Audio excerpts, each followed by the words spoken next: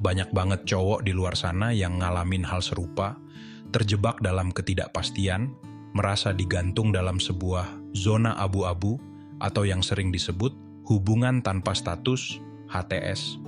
Fenomena ini begitu umum hingga melahirkan istilah-istilah seperti breadcrumbing atau benchwarming yang intinya sama, kamu diberi harapan tapi nggak pernah ada kepastian. Kebingungan ini bukan semata-mata karena kamu nggak peka, tapi bisa jadi karena memang pola interaksi dalam dunia kencan modern ini seringkali dipenuhi ambiguitas. Saya di sini bukan mau ngejudge tapi mau bantu kalian buka mata. Biar nggak kelamaan jadi korban PHP alias pemberi harapan palsu, biar nggak buang-buang waktu, tenaga, dan yang paling penting, perasaan.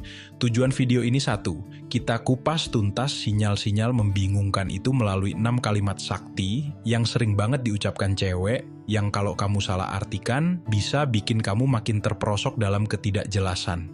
Gini ya bro, cewek itu makhluk yang kadang lebih jago main kata-kata. Bukan berarti semua cewek begitu, tapi kamu harus sadar, nggak semua ucapan manis itu artinya dia beneran cinta mati sama kamu. Ada loh, cewek yang ngasih remah-remah roti perhatian, kata-kata manis secukupnya biar kamu tetap nempel, tapi dia sendiri nggak mau komitmen. Istilah kerennya breadcrumbing. Kamu dikasih perhatian yang cukup untuk membuatmu tetap tertarik tapi tidak pernah benar-benar ada komitmen nyata. Kamu dikasih harapan cukup buat bertahan, tapi nggak pernah dikasih kepastian. Kata-kata itu gampang diucapin. Aku sayang kamu, aku kangen, itu modal suara doang. Tapi lihat tindakannya. Apakah tindakannya nunjukin rasa sayang dan kangen yang sama? Penting banget buat kamu untuk melihat konsistensi antara apa yang dia ucapkan dengan apa yang dia lakukan. Karena kalau ucapan dan tindakan nggak sejalan, itu bisa jadi tanda harapan palsu. Word of affirmation atau kata-kata penegasan memang salah satu bahasa cinta, tapi bisa disalahgunakan kalau perkataan baik itu hanya jadi ungkapan tanpa tindakan nyata atau diucapkan tanpa ketulusan. Bahayanya kalau kamu cuma fokus sama kata-kata manisnya, kamu bisa kejebak dalam ilusi, ngerasa dicintai, padahal mungkin cuma dimanfaatin buat ngisi waktu luang dia atau buat naikin ego dia. Penggunaan kata-kata manis tanpa tindakan nyata ini bisa jadi bukan cuma ketidaksengajaan tapi strategi, sadar atau nggak sadar, buat dia dapetin validasi atau kenyamanan emosional tanpa harus ngasih komitmen balik. Kalau kamu nggak bisa bedain mana kata manis yang tulus dan mana yang manipulatif, kamu bisa bertahan di hubungan yang nggak sehat dan ujung-ujungnya cuman bikin sakit hati dan ngerusak harga diri kamu. Edukasi ini penting biar kamu nggak gampang termakan janji manis dan jadi lebih kritis menilai sebuah hubungan. Oke, sekarang kita masuk ke intinya. Ada 6 kalimat yang sering banget diucapin cewek, yang kelihatannya sih indah, tapi kalau kamu nggak hati-hati, bisa bikin kamu salah kaprah. Kita bedah satu-satu. 1. Aku kangen, tapi nggak lanjut-lanjut. Dia bilang kangen, kamu pasti seneng. Tapi setelah itu dia hilang lagi, nggak ada ajakan ketemu, nggak ada usaha intens buat komunikasi lebih lanjut. Secara harfiah sih jelas ya, dia rindu. Tapi pertanyaannya, kangen sebagai apa? Kangen teman ngobrol, kangen ada yang merhatiin pas lagi gabut, bisa jadi dia beneran kangen, tapi cuma sebatas itu. Nggak ada niat buat lebih. Atau, ini nih, dia cuma butuh validasi sesaat. Dengar kamu bilang, aku juga kangen, udah cukup buat dia, terus ya udah. Ini bisa jadi karena dia memang sedang mencari perhatian atau sekadar mengetes perasaanmu tanpa ada niat yang lebih dalam. Yang paling bahaya, ini bisa jadi taktik breadcrumbing klasik. Dia lempar umpan kangen biar kamu tetap inget sama dia, biar kamu nggak kemana-mana, tapi dia sendiri nggak mau ngasih lebih. Atau bisa juga dia gengsi atau takut ditolak kalau ngajak ketemuan duluan, jadi dia nungguin kamu yang ambil inisiatif. Cara membacanya gimana? Jangan langsung baper, lihat polanya. Setelah bilang kangen, apa ada follow up? Dia ngajak ketemu, dia lebih intens chat atau telepon, atau cuman angin lalu? Kalau cuma sekali-sekali dan nggak ada kelanjutan yang jelas, hati-hati. Itu lampu kuning. 2. Kamu beda, tapi nggak pernah ambil langkah serius. Dia muji kamu unik, spesial, beda dari cowok lain. Wah, siapa sih yang nggak seneng dibilang beda? Rasanya kayak menang lotre. Tapi, beda ini bisa jadi pedang bermata dua. Bisa jadi dia tulus menghargai keunikan kamu. Mungkin kamu emang pendengar yang baik, humoris, atau punya kualitas yang dia suka. Tapi, apakah beda ini cukup buat dia mau serius sama kamu? Kadang, pujian kamu beda ini cuma cara dia bikin kamu nyaman, biar kamu betah jadi teman spesialnya dia. Dia suka perhatian kamu, dia suka kenyamanan yang kamu kasih, tapi dia belum atau nggak akan pernah siap buat lebih dari itu. Dia mungkin menikmati kebersamaan denganmu saat ini, tetapi tidak memiliki niat untuk melangkah lebih jauh. Ini bisa jadi cara dia menjaga jarak emosional sambil tetap mendapatkan manfaat dari kedekatan kalian. Pujian itu enak, tapi jangan sampai bikin kamu buta. Setelah bilang kamu beda, apa ada perubahan sikap dia ke arah yang lebih serius? Dia ngenalin kamu ke teman-teman deketnya, dia mulai ngomongin masa depan, walaupun sekilas, yang ada kamu di dalamnya. Kalau cuma pujian doang tanpa ada pergerakan, itu cuma pemanis bibir. 3. Aku ngerasa bersalah bikin kamu sedih, tapi tetap bikin sakit. Dia minta maaf atau bilang merasa bersalah kalau perbuatannya bikin kamu kecewa atau sedih. Kalimat ini sering bikin luluh. Oh, dia peduli sama perasaan gua. Eits, tunggu dulu. Ironisnya, dia terus mengulangi perbuatan yang sama. Rasa bersalah itu manusiawi. Mungkin dia emang nyesel sesaat.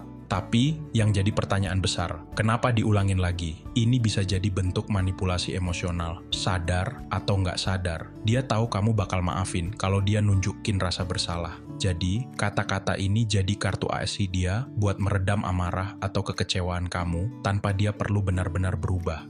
Ini mirip dengan taktik manipulasi di mana seseorang menggunakan kata-kata untuk mengontrol situasi tanpa niat tulus untuk memperbaiki diri. Atau dia emang nggak cukup peduli buat berubah. Rasa bersalahnya cuma di mulut, nggak sampai ke hati dan tindakan. Sebuah contoh klasik di mana ucapan dan tindakan tidak sejalan. Satu kali khilaf dan minta maaf tulus, oke lah. Tapi kalau udah jadi pola, itu red flag gede. Jangan fokus sama permintaan maafnya, tapi lihat perilakunya setelah itu. Ada perubahan signifikan nggak? Perasaan bersalah yang asli itu diikuti sama usaha buat nggak ngulangin kesalahan. 4. Kita kan punya kenangan indah dulu, tapi nggak mau bangun masa depan. Saat kamu mulai mempertanyakan arah hubungan atau dia berbuat salah, dia sering ungkit-ungkit kenangan manis masa lalu. Tapi, dia selalu menghindar kalau diajak bicara masa depan. Nostalgia itu emang candu. Siapa sih yang nggak suka inget-inget momen indah? Tapi kalau kenangan ini dijadiin senjata, hati-hati. Dia mungkin pakai kenangan indah buat ngunci kamu. Biar kamu inget betapa sempurnanya kalian dulu, jadi kamu ragu buat ninggalin dia sekarang meskipun sekarang hubungannya udah nggak sehat. Ini cara dia ngehindarin tanggung jawab buat masa depan. Dia nyaman sama status quo. Dia nggak mau repot-repot bangun komitmen baru. Jadi, dia bawa kamu muter-muter di masa lalu aja, persis seperti tanda seseorang yang menghindari pertanyaan tentang masa depan karena tidak serius.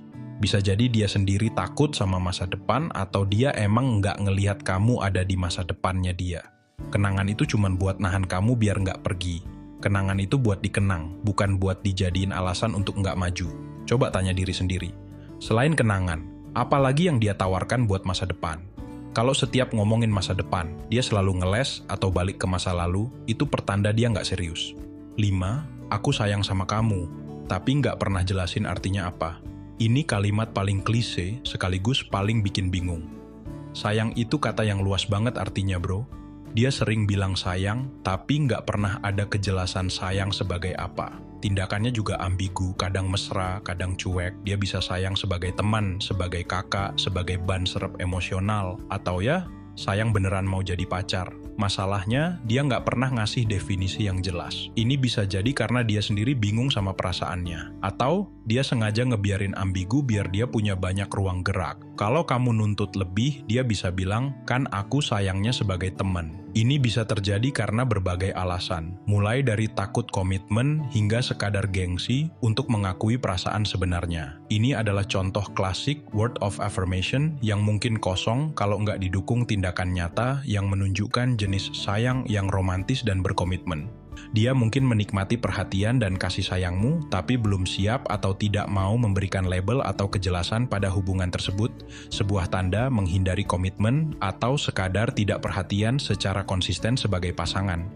Jangan cuma dengerin kata sayangnya, lihat perilakunya secara keseluruhan. Apakah perilakunya nunjukin dia pengen hubungan yang lebih dari teman? Dia cemburu? Dia prioritasin kamu? Ada banyak ciri wanita yang benar-benar jatuh cinta yang melampaui sekadar kata-kata. Kalau sayang tapi sikapnya kayak yoyo, naik turun nggak jelas, itu bukan sayang yang sehat. 6. Kalau kamu marahin aku ngerasa bersalah banget, tapi tetap mengulangi. Ini variasi lain dari aku ngerasa bersalah.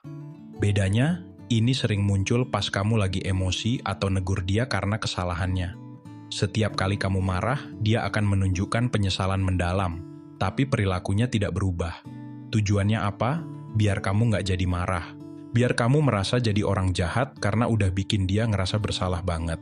Ini taktik buat membalikkan keadaan, biar fokusnya ke rasa bersalah dia, bukan ke kesalahan dia. Lagi-lagi, kalau rasa bersalahnya tulus, harusnya ada perubahan perilaku. Kalau nggak ada, berarti kata-kata itu cuma tameng, dan ini adalah bentuk ketidakjujuran di mana ucapan berbeda dengan tindakan, atau janji yang tidak ditepati. Dia mungkin nggak suka konflik, jadi dia akan bilang apa aja biar situasinya adem lagi. Tapi dia nggak punya niat atau kemampuan buat benerin akar masalahnya. Jangan terjebak sama drama rasa bersalahnya. Fokus ke masalah utama. Apakah masalahnya selesai? Apakah dia nunjukin usaha buat nggak ngulangin? Kalau dia lebih fokus ke rasa bersalahnya daripada solusi, itu tandanya dia cuma main-main sama perasaan kamu.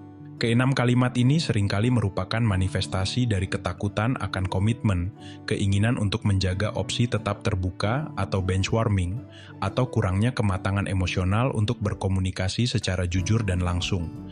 Jika seseorang benar-benar serius dan matang, mereka cenderung akan berkomunikasi lebih jelas. Penggunaan kalimat-kalimat ambigu ini secara berulang menunjukkan adanya masalah mendasar, entah dari sisi si wanita, takut, belum siap, main-main, atau dari dinamika hubungan itu sendiri yang tidak sehat. Penerimaan pasif terhadap kalimat-kalimat ini tanpa mempertanyakan atau melihat tindakan nyata akan memperkuat pola perilaku ambigu dari si wanita dan memperpanjang kebingungan kamu.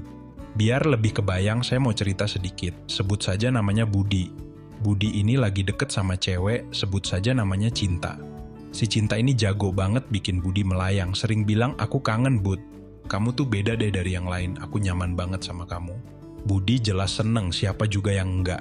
Tiap Budi mulai galau karena Cinta tiba-tiba ngilang atau jalan sama cowok lain, terus Budi coba ngomong, Cinta langsung pasang muka melas, "Maafin aku ya, aku ngerasa bersalah banget udah bikin kamu sedih.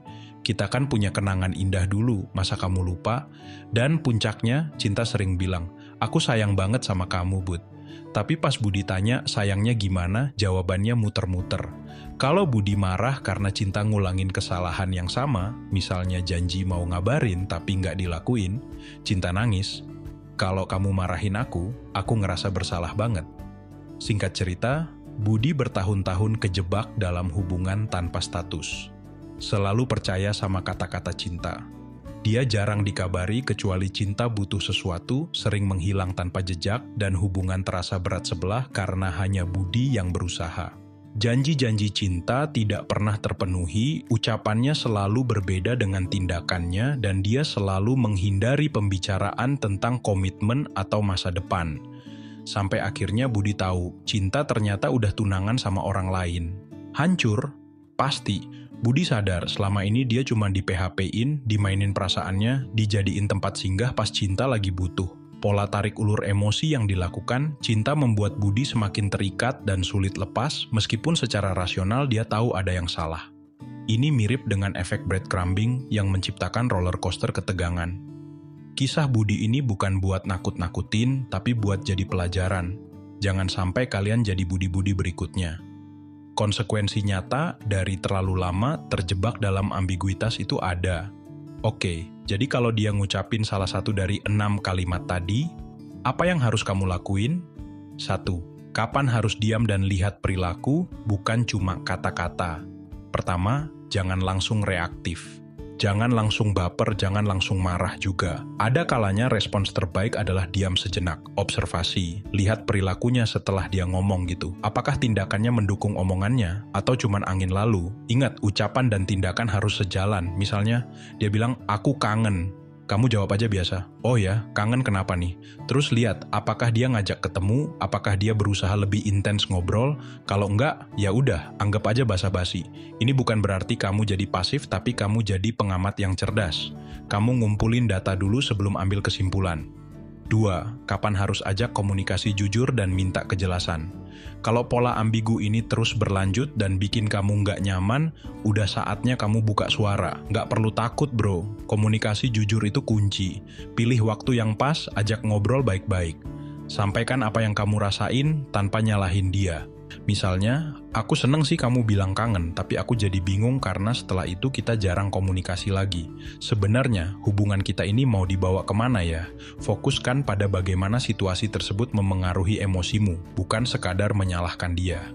Tanyakan apa yang dia rasakan dan apa yang dia harapkan dari hubungan kalian. Lihat reaksinya.